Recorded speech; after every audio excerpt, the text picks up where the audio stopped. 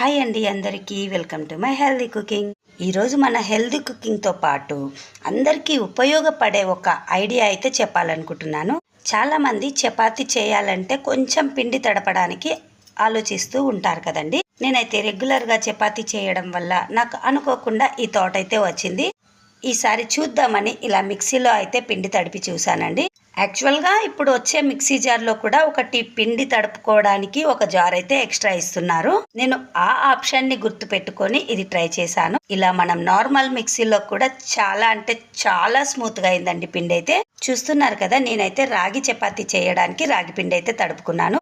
కొంచెం oil, salt, రాగి పిండి, వాటర్ వేసేసి అయితే ఇలా పెట్టుకున్నాను. 2 minutesలో ఎంత బాగా స్మూత్గా అయ్యిందంటే అసలు జార్కి ఎక్కడ కూడా అంటుకుపోలేదు.